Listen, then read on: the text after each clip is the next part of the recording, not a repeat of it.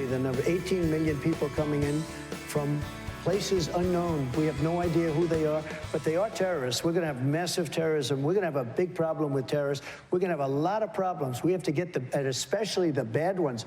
And remember what I said, the local police force. You have a great family right there, the Hines family, sitting in the front row. They lost their daughter to an illegal alien that came in, and we threw him out, and he was gone. And he came back in, and their daughter was killed by an illegal immigrant that came in during the Biden administration. So sad. So I just don't see that much humor in what we're doing. America's the greatest country in the world. Good morning. Thanks for being here. Donald Trump there the other day in South Carolina pointed out in the front row the Hines family. And Chelsey Hines is with us right now, the mother of 3-year-old Maddie Hines. Chelsey, how are you today? Hey, I'm doing well. Thank you for having me. I'm so glad you're here and so grateful. Thank you for sharing the story of your sweet little girl. I also want to say hi to South Carolina State Representative Stuart Jones, who's running for Congress in that portion of South Carolina along the Georgia border, who happens also to be Maddie's godfather. Stuart, how you doing, brother? Hey, good morning. Good morning. Good to be with you. Thanks for being here. Chelsey, again, thank you for sharing your story. It's so important, and I'm so grateful. As difficult as I know it is, I can only imagine. I can't even imagine. Can you take us back to October 8th of last year? Yes, so just a normal Sunday. Anyone who's getting used to going to church as a mom knows it's kind of crazy. Making sure everybody's getting dressed up and ready. That day actually was our son's 18th birthday, and we have 3 kids, and our middle daughter, Kinsley, was getting baptized at church, so it was a day of celebration. It was very important. Her family was around us. They were all there supporting her, supporting our son. And it was just a day of, like I said, it was a day of celebration. So for us not to know what was to come, that was really hard. I don't think anybody prepares you for tragedy. We went to church. We had literally all of our family, our friends, everybody with us. My father-in-law lives in Las Vegas. He flew in for the weekend to be with us as well. I think looking back, you can definitely see how God orchestrated things and had his hand in our situation. It was a day filled with laughter and joy. And I know that's hard to say. We all went to our favorite place to eat. And after church, after everything was done and we were celebrating, my dad's birthday is in October. Carson, our son, his birthday was the 8th, and Madison's was the 14th. So we were all eating, having fun, singing happy birthday. Stu's sitting here. They put the sombrero on 2 of their heads because my dad was like, "Don't tell him it's my birthday," I don't want to be acknowledged. So they put the sombrero on my son's head and Maddie's, and they were singing happy birthday to him, and they put a little bit of whipped cream on her face, and it just tells her personality. She was like super excited, and then when they did that, she like looked around and she was like, "What did they do?" And she took the sombrero hat off and flung it. She was so mad. Oh, but it just goes back to, that was a fun day. It was full of laughter. It was full of many memories. I think our family get-togethers we always like to take photos. So those are the last photos we have of Madison was that day. We didn't know what was to come. So that was really hard. But later, my mom came and picked me and the girls up, and we were driving to go. We were bringing eggs to Stu and Kelly, and we were going to go visit my grandparents and do like a quick visit. And an illegal was driving a vehicle, and he ran a stop sign and hit us as we were coming down 76. He hit on the same side as me and Maddie.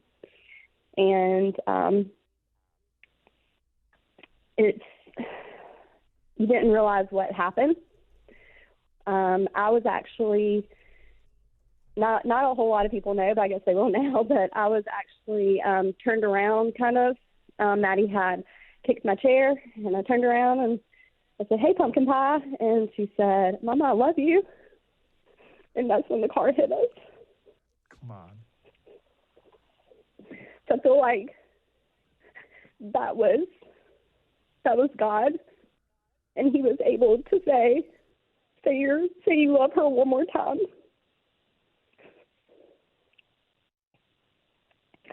It was a day of just, it was crazy. I think in those moments after, you don't know what to expect, so you didn't know what was happening. Kind of like an out-of-body experience. Just trying to focus on what's going on. I tried to get her. You can't. There's a lot of things. There's an open investigation, so we can't go into too much detail about it. But it was just a really hard day. 3 of us were airlifted to the hospital, and I spent 3 days in the trauma and ICU unit. And I will say it was weird to feel God's presence and his peace during that time. It's the most unreal feeling. And I don't know how people go through tragedy and things without God's love and being able to feel his peace or his comfort. And people say that. They say, "Oh, you'll be able to feel God's comfort. God will comfort you." And it's unreal until you actually feel it.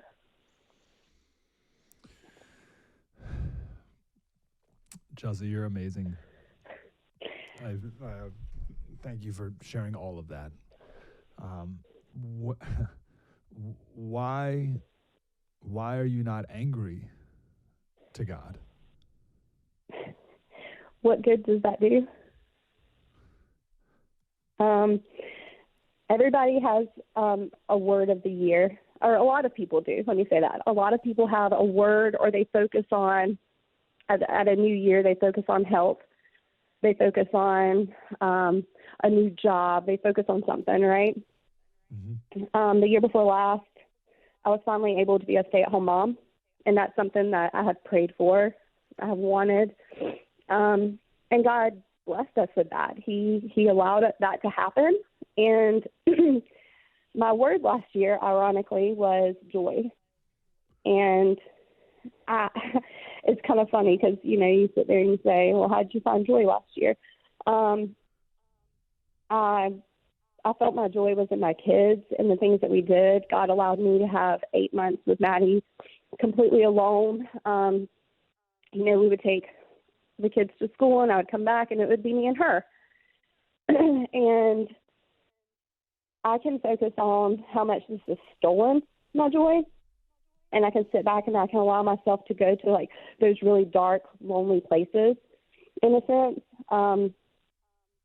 But what good would that do? If I just focused on all my hurt and I put my energy on hate, that wouldn't do anything. It would render me useless. It would render me useless as a mom. It would render me useless to my friends, to my family, and most importantly, it would render me useless to God. I mean, he would not be able to work through me. And that's very important, to make sure you stay focused. Does it mean it doesn't hurt? No, it's every day. It's an everyday hurt. My word this year is yield. And you're like, okay, Chelsey's playing in the street, signs, yield. But yield means to produce. It means to provide. It also means to give way. So yield is my word this year. And it's because I'm stepping aside and I'm allowing the God to go first. And if we're honest, if I do things myself, anytime we try to do something on our own, it doesn't work. It fails. But by me putting God first, that's the only way I can guarantee it will be successful. I have a group of really good friends, and they will ask, well, what's your joy today? And they want you to search for it. What is your joy? What do you get pleasure in throughout the day? It could be a God wink. It could be a moment where you're like, hey, Maddie, I know you're there. It can be random acts of kindness. And I feel like if at first you sit back and you say, well, I don't know what my purpose is anymore. My purpose was to stay at home and to be a stay-at-home mom. And what am I to do now? But all I have is this one purpose, right? And you might have felt like other people that are listening, they might feel like their purpose is lost and like they have no clue what the next step is. How can they get out of this situation? Because believe me, I've been there, and every single day I feel like I still walk in some of that disbelief. But I promise, like, God made us anew, and he's there with us every single day. I've given my life to him. I'm saved. I'm a Christian, and I feel like he promises us that we have a purpose, that we are to complete if we yield to him. It's not easy. Like I said, it's an everyday thing. And sometimes we get in the way of our purpose or God's plan, and it takes longer, and you may end up where God wants you to be. But you've ended up there battered and bruised along the way, but it doesn't mean he can't still use you. You know, like, I feel like, last year I've been beat down, but he can still use me. And I think that's what kind of drives me, is to make sure that I am living up to his promises that he has for me. I will see her again. And the Bible talks about in Ephesians 2, we are his workmanship. We're created in Christ Jesus for good works, which God has prepared ahead of time for us to do. Now, that doesn't mean like good works gets us into heaven, by no means. Personal relationship with Christ does, but it means that God has a plan for you. And when you focus more on what's my purpose, what's your plan for me, God gets to work and his glory gets to be done. And you see God working every day. Just want to take a pause here, and I want everyone listening now to reflect that we are witnessing a supernatural response to what one could consider the worst of tragedies. Because there's no way, Chelsey, that you or I or anyone could respond to what happened the way you are right now if it were not a supernatural thing. That's it. There's no human could philosophize or rationalize their way to where you are right now, and that's a beautiful thing. If you're just tuning in, Chelsea's sweet 3-year-old daughter Maddie was killed by a driver, illegal alien driver, a drunk driver, or no, or was that not? No. Yeah, so just went to a stop sign and hit. Yeah, and who's been deported already once, came back. Chelsey, I have to make note again of the things that happened that day. That's the ups and downs of that day. Like so we were at church last week, and a younger boy was baptized, and it just made me super emotional. It was like, oh wow, like as a dad, who like that's my main purpose in life. Like that's to make sure my kids love Jesus. Like the idea that like maybe I could one day be baptizing my son. Like that was so like made me super emotional. So like that's like that's like the greatest joy ever that day. So you were at the highest of high. Yes. With your daughter getting baptized. Yes. It's like the greatest thing possible. Then the birthday's on top of that, and the wonderful lunch on top. Like it's like all-time great day. And to have this happen on the same day, like and for that moment when you looked around and your daughter got to say, I love you one more time, like what? Like clearly God is at play in here. And that's so hard for most people to even fathom. But like, there's no question, right? No question. It's also not a question of who tries to steal our joy. So you gotta realize at the top, at our highs, there's gonna be things that come into play that kind of try to steal that joy from you. And where do you go from there? Are you going to allow that joy to be completely taken? And remember this as a horror. Like we keep trying to tell our son Carson, this was his 18th birthday. Like next year on your birthday, we will celebrate your birthday. Like, wow. Mm.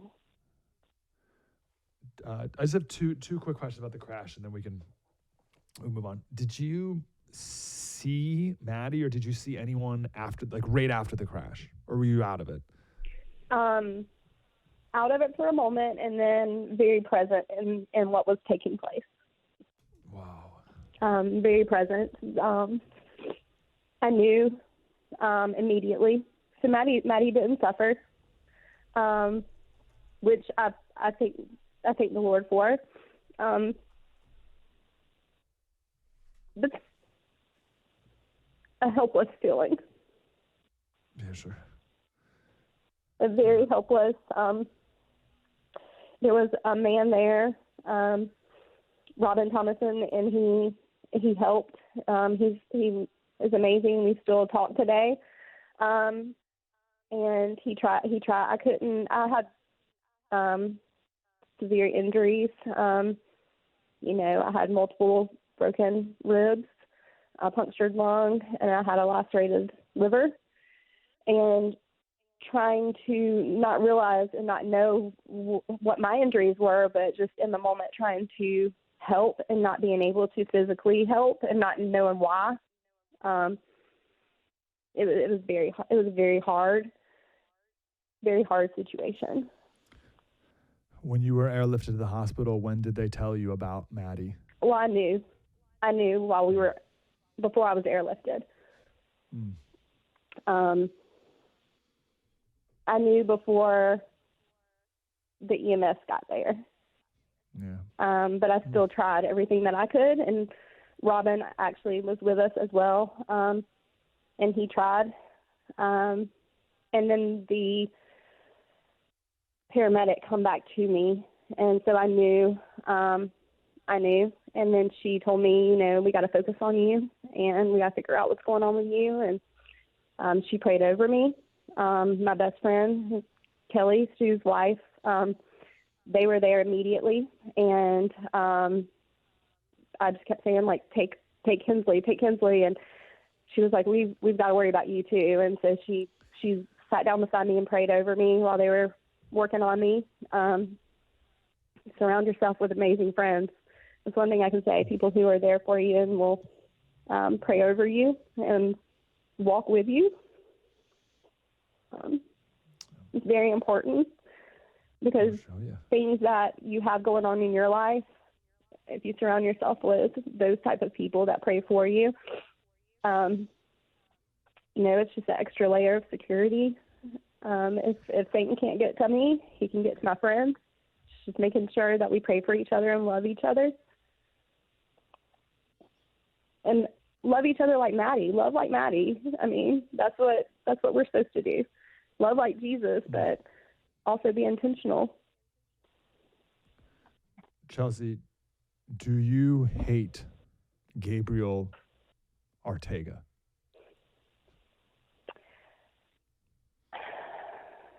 I don't think I have hate. I do feel like I haven't gotten to that. Like I'm in it's called Grief Share. I'm in a class that I take. And I don't think I've gotten to the point in the trial or anything to process anger yet, if that makes sense.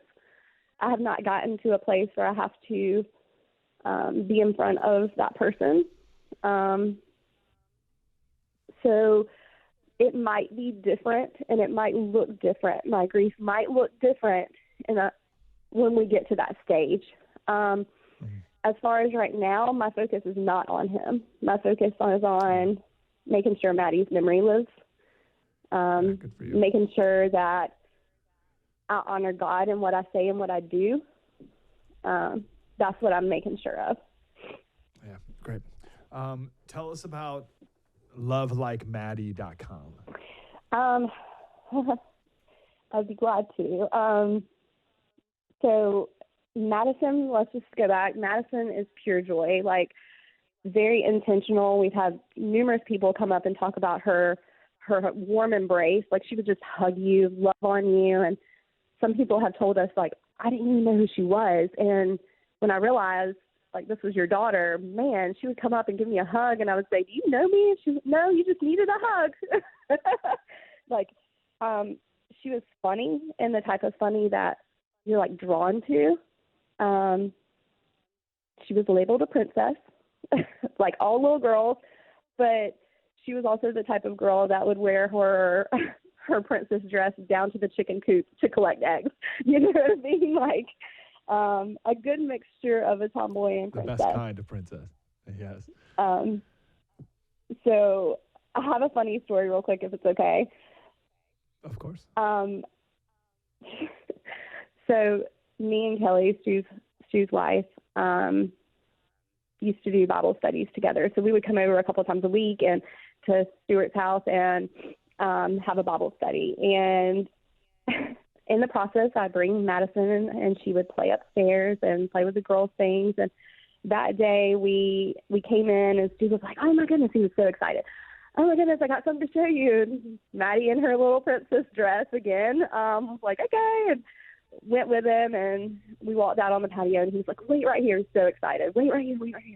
And he walked into the garage and brought out a baby turtle, like maybe the size of a silver dollar, something like that. Yeah. And she was so excited, like, oh my gosh, that's so cute. You know, like looked at it, laughed, giggled, and he was like, wait, I got something better. And so he walked back in, and he come back out with a little bit bigger turtle. So she was kind of apprehensive and kind of like, I don't know about this.